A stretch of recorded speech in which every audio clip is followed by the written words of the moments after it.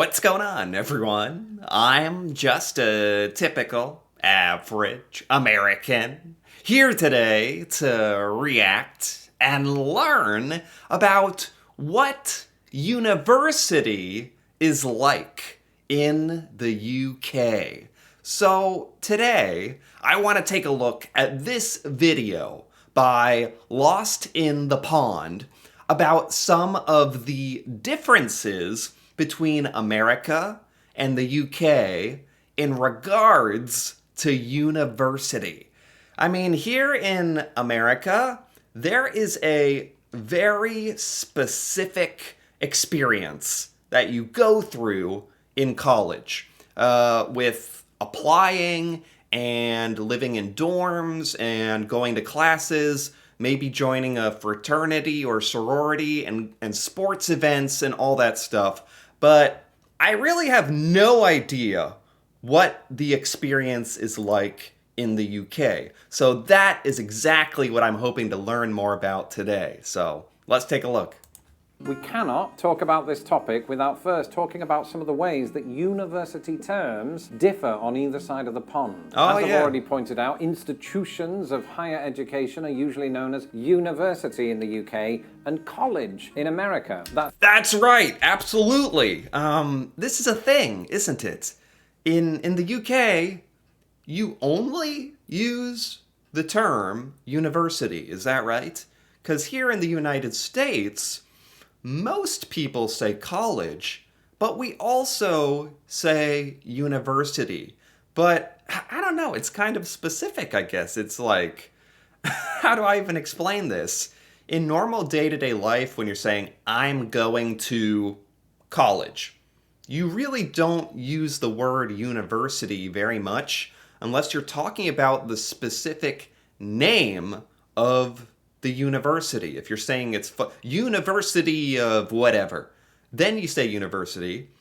Sometimes it's weird when I think about it, because it sounds like in the UK, you always say university. I'm going to university. Yeah, I was just at university, da da da. Whereas in the United States, you say college almost all the time. But everyone knows what university means. It just sounds a little more fancy. I don't know. It's kind of weird, actually. Technically, I know sometimes people make a distinction between a university as like a proper 4-year degree higher learning institution and a college. Sometimes colleges are considered to be smaller, maybe focused on trade programs or 2-year degrees but maybe technically that's true, but I'm telling you, most commonly in the United States, Americans just used the word college to refer to all colleges and all universities. That said, individual American colleges like, say, Harvard or Yale do contain the word university. And the reverse is sometimes true in Britain, as evidenced by the likes of Imperial College London. Oh, so you guys do have the word college, and sometimes it's in the name of the university. I mean, who even understands any of this stuff, really? But those two terms get even more confusing when you consider the fact that, firstly, in Britain, college is where we do our sixth form education between the ages of 16 and 18. But it doesn't end there, because Americans, what do you call the place on campus where students reside? Hold on, before we go on. What is this in between 16 and 18? You go to something called college? What? Is that like some part of British high school, or did I understand that correctly? I had no idea about any of that. This is usually known as dorms, short for dormitories. Dorms. In Britain, that word is usually reserved for things like boarding school, where you've got like a number of people in one room. In a university context, we might refer to that as halls of residence, or halls of residence? Or, this is where it gets confusing, college. Okay. It's gonna be one of these videos where it's just like, nothing makes any sense. I mean, it's not that hard to follow along. It's just like, why do there have to be words that literally mean completely different things between the UK and the US? I don't know. It's just our different cultures, I guess. I don't know how this stuff happens. We ended up with the word dorms for dormitories.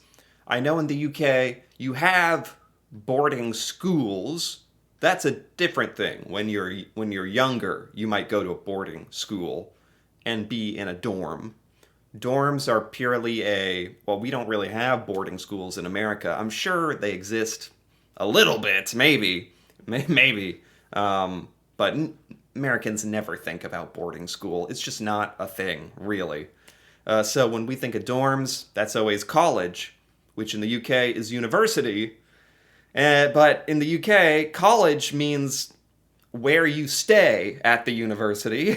Oh my god. I feel like I'm doing a university dissertation right now. Or you might call it more commonly the halls of residence. That's a very literal interpretation. The halls of residence. That's where you reside in those halls. Makes sense. For instance, my dorm room was in Grisdale College within Lancaster University, which had several other colleges. We'll get onto those in a bit. In both countries, an academic year is broken up into sections, and those sections in this country, as in the United States, are known as semesters. Yes. However, in Britain, the term for this is term. A term. I've heard that before. I forgot about term. Yeah, you would never use that word like that in the United States. That wouldn't make any sense. But I've heard that. Somehow that British word has made its way into my brain. We call it semesters, though you cut up the school year at university into semesters. In the UK, it's terms, but in the United States, term really means a word. Like, that's a term for this. Anyway, they mean different stuff. And to this day, I often hear Americans talk about majoring in a subject. Yeah. That's a term you don't really hear in the UK. Like Americans, one of our alternative terms might be to study a subject or to do a subject. Wow! Holy cow. I didn't know. This is just the first part of the video. It's just trying to get through these different terms, which means something, coincidentally, in UK university, a term. But we're talking about the definition terms. You don't say major. Wow. Because that's such a big part of American culture. I majored in biology. I majored in English. But I don't know what a term is. You just don't even have that word. Wow. You say, I studied psychology. I studied chemistry. That makes sense. I do chemistry? We don't use that like that in America. It's so funny. If you said, would you say, yeah, I do chemistry? In America, that would mean like, you are physically doing some chemistry right now, like with your beakers and your chemicals. I'd be like, where? You're doing chemistry? What? Are you some kind of mad scientist? What are you talking about? We're just talking to each other. What? You're not doing anything. But it means you're studying chemistry. That would have really confused me, actually. I did English. Or, and this one's slightly more archaic these days, I read English. And finally, while British people use the word brilliant to mean something is amazing, Americans might apply it to a student who is particularly gifted. And as it happens, both definitions can be applied to users of today's sponsor. Okay, that was a funny way for him to segue into his little sponsored segment here. I am going to skip by this. Okay. Brilliant. Yeah, you might call a student brilliant if they're like a genius or something. Anyway, all right, finally we're past the definitions and terms. Going on to the application process. Okay. For me, it's been almost a quarter of a century, but I can just about remember the application process for selecting the university that I wanted to go to. This was done through a body called UCAS, and through UCAS you apply to 5 universities in the subject that you want to study. So in my case, that was English language, and I applied to Wolverhampton, Edge Hill, Sheffield, York, and Lancaster. Sounds like a good little process, actually. UCAS, you have like a specific institution and you apply to specifically 5 universities. I'm sure he's going to talk about this, but in the United States, it's really kind of a free-for-all. They really put a lot of it in your hands, your personal responsibility to apply to all of the colleges or universities that you want to apply to. There's no limit. So this kind of process is definitely different. It seems a little more organized in the UK, to be honest. York rejected me, even though I got the grades they wanted, and Lancaster accepted me. So I know who I would side with in the War of the Roses. In the Wow. US, this application process is slightly different. I was talking to my wife about it this morning, and she said that you could apply to as many colleges as you want. The only Yeah. thing with that is there is a fee attached, which seems to vary from university to university. I Yeah. should note that this is also true in the UK. I didn't remember Okay. that part because my parents probably paid for it. But the point is, if you are really loaded, I suppose you improve your chances of getting approved. But the other thing that she said, Yeah, I guess. Typically, you don't bother applying to universities unless you think you can get into them because there's a cost associated and it's a bit of effort to apply. How do you know if you're going to get into a particular college or not? That's a funny question because it's just you go off the reputation of that university and just think, do I have good enough grades to and extracurriculars to get into this place? And then you just kind of make a decision. There's no harm in applying. The worst they can do is reject you, I suppose. to me that I don't think I knew until researching this video was that you don't necessarily have to determine there and then what it is you want to study. Now this will depend on the college, but at some it turns out you can just say I haven't decided yet or I'm undecided. So is he saying in the UK you have to be decided on your major or what you're studying, to use the British terminology? You have to know when you apply. You have to tell them, I am studying this. Can you change that later on?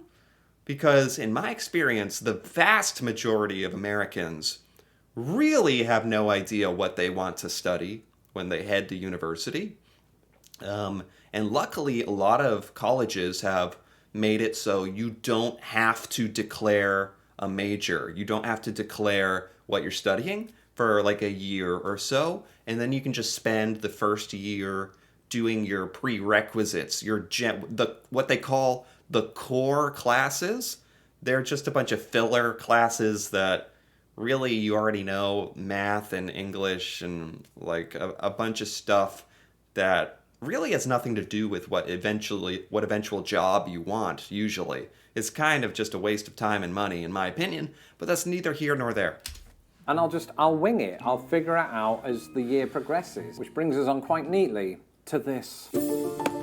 Learning. That's right, the academic portion of university. The academic side of things is vastly different from one country to the other. Firstly, Okay. there's the timeline. I finished and started my undergraduate degree in 3 years. And that's not because I'm Wow. some sort of gifted child, although, Mum, if you want to confirm in the comments. It's also because that's just the norm for most non-scientific degrees in the You're kidding me. I knew there was something going on here in the US with our universities. Seriously, that first year feels like a scam where they're just making you take art classes and like algebra. Like, what does this have to do with my degree, what I want to learn? If you're studying to be, to become an accountant, I guess you'd need math, but why are we taking theater classes and rock climbing? You had to take a gym class at the university I went to. You had to. So you have to pay for that. And it's a waste of time and money. So do you not have to do all that in the UK? Because somehow you guys are graduating in 3 years. In America, it takes 4, a whole year of your life. That's pretty massive. Like, wow. Yeah, we definitely should change that. UK. But from those American friends or girlfriends of young dashing Lawrence, I discovered that the norm in America is 4 years. And at first I couldn't wrap my head around why it took an extra year just to learn shit. And I suppose it's because in America, during that first year particularly, they take other classes, often general studies, that have nothing to do with the major. In fact, that major could and often does change. In fact, according to most estimates. Oh my, yes, that is exactly what happens. I think it frustrates a lot of Americans. There is a good side of it where it gives you a year to figure out what you want to do. But if you don't know what you want to do, maybe you should just not go to university. You should wait a year, figure out what you want to do. You don't have to spend all your time and money like paying for classes to just think about what you want to do in life. But in the United States, there's really no choice. You have to do that first filler year. And man, it really sounds like a scam now that in the UK, I know you don't even do that.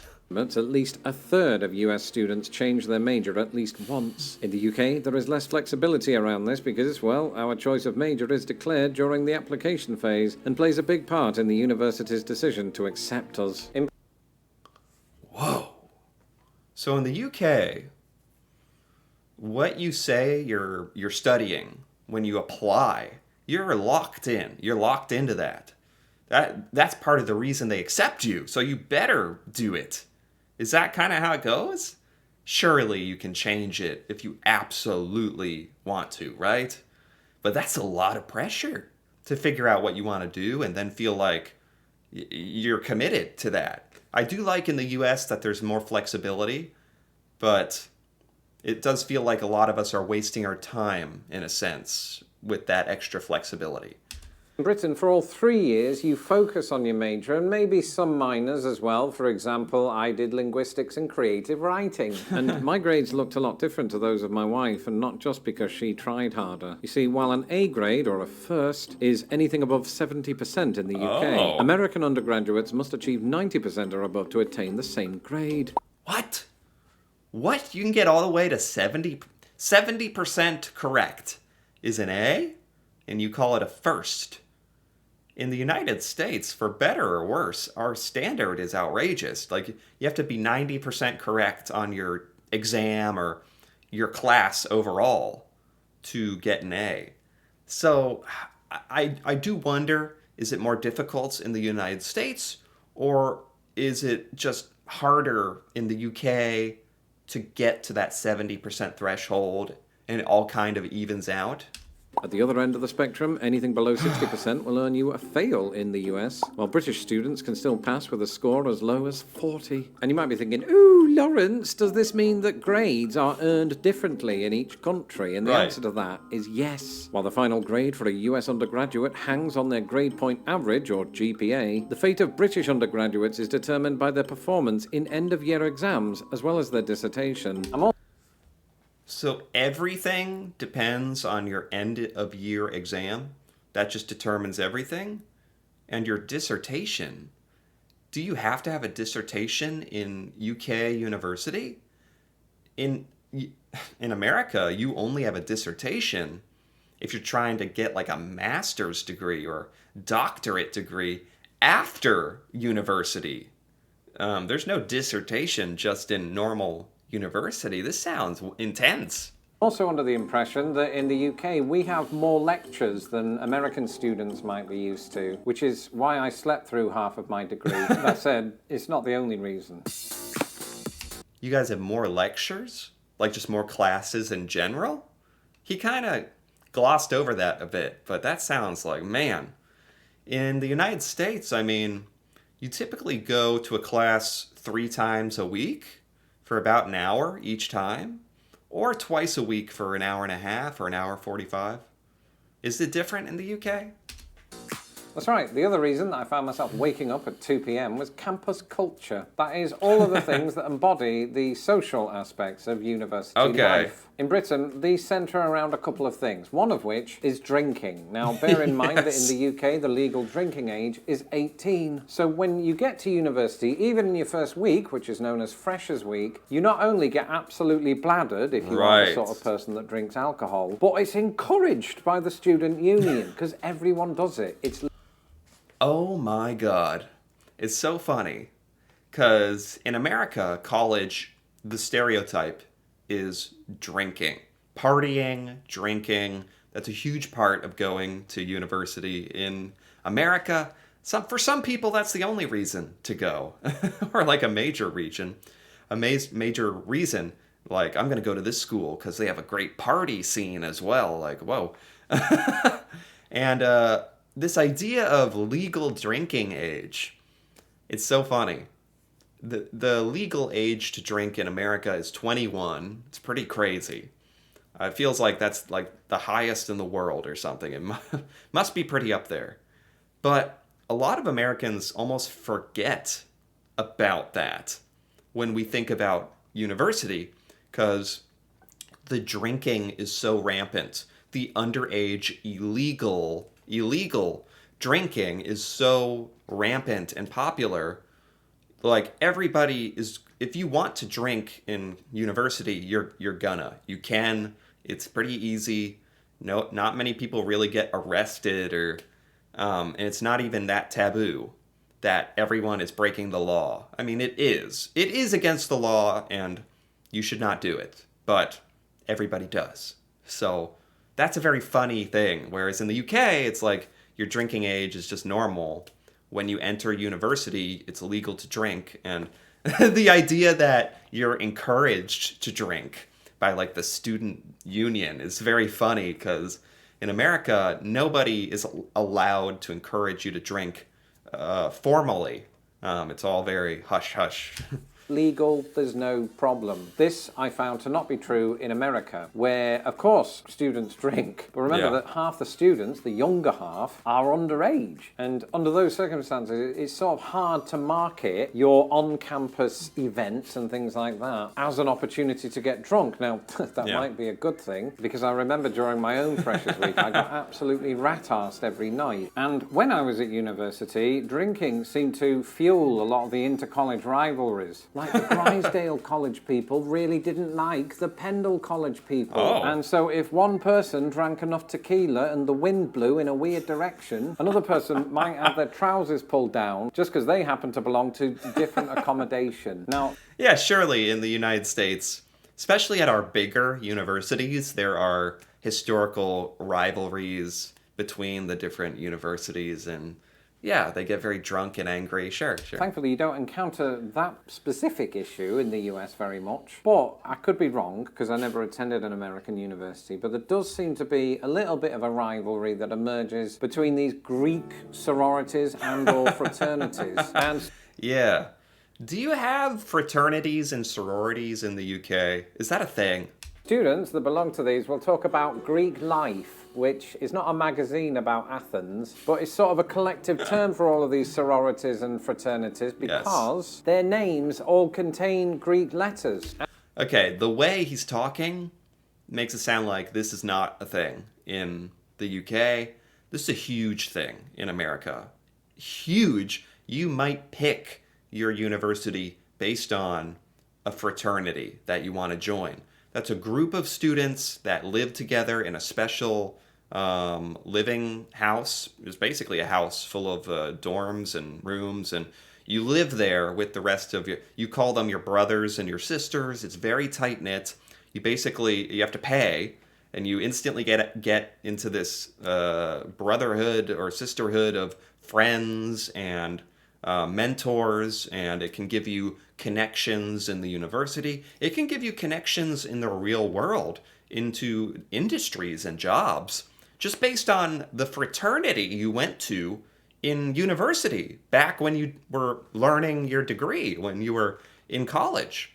It runs that deep, and they're known for partying and sports events and all sort. It's a huge thing in the United States. Huge. And this concept was all Greek to me because in Britain we don't have this. Wow. These groups in US colleges get together and sort of talk about leadership skills and academia and other stuff that I've never yet been privy to because I've never attended one of these things. Right. I just imagine that these are sort of future world leaders plotting to take over the world by There's a lot of social events that they host.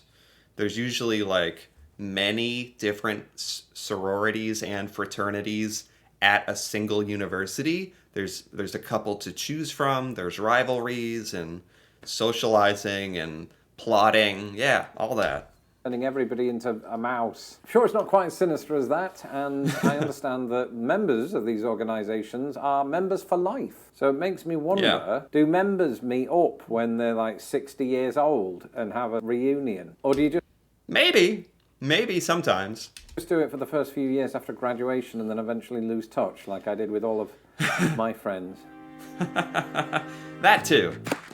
Sports. When I was at university in England, there were two ways that you could tell who was an American student. Number one, how they pronounced everything. And number two, they liked to wear sweaters and or hoodies denoting the university from whence they came. Yes. And I think this is a big difference between British and American students. It's not that we can't buy regalia pointing out our university. It's just that it's not such a big deal to us. And it's not a case that Americans happen to be part of alumni programs like my wife is and that the British somehow aren't, because we are. I get these magazines, or at least I used to until they started making me feel old. It's that Yeah, so a lot of Americans do feel an immense source of pride from where they went to college or university. A lot of Americans wear sweatshirts, hoodies, and shirts from their university showing the logo. That's very, very, very common in American culture. It just doesn't seem that so much in the UK for whatever reason, just not as big a deal, like you said. America puts much more of a national focus on university sports teams than we do in Britain. Yes. So if there's a major event on, like the college basketball tournament that happens every March, people who graduated from the university that happened to make it to the final and sportsed harder than the other team get to cheer for that. We don't have anything equivalent to that in the UK except... Interesting. Yeah, in America, there's a whole college sports like TV, it's on TV channel, tournaments. It's a whole industry, college sports, because people like to see the athletes that don't not only represent the school they went to, but the athletes that are probably going to become successful professional sports players in the future, and it's fun to kind of follow them. I don't really follow it, but there's a lot of Americans who are actually obsessed with college sports specifically. I've never really gotten into that myself, but it is a huge, very, very valuable industry in America. The Cambridge versus Oxford rowing, and most of us didn't go to Cambridge or Oxford, and most of us don't know how to row. So we have no real need to maintain this strong affiliation with our university once we leave. I see. And so, in conclusion to a video into which I put more effort than most of my university essays, I would say that tells you a lot about how bad those essays were. If you've been to college and or university in Britain and or America, let me know in the comments. Yeah, well, those were my thoughts anyway. I have been to college in America, and I'm pretty shocked at how many differences there are between the UK and American university. It's not like mind-blowing. These are both institutions where you learn, show up to class, and get a degree in something that you want to study. But there's all these random little things that are pretty substantially different, actually, from the application process to the living situation to what you choose to study and how long it takes to graduate and the social aspect of it all. It's really interesting. So this was really cool. I never knew about what university was like in the UK at all. So this was a lot of fun for me. Anyway, if you enjoyed this as well, feel free to give this video a like or leave a comment If you are British and you've gone to university, feel free to leave a comment about your experiences or clarify any of the things we talked about in this video. That'd be really fun to hear about. And if you're interested in more videos like this, me reacting to the UK and learning about UK culture, feel free to subscribe for more. And until then, thanks for watching and see you next time.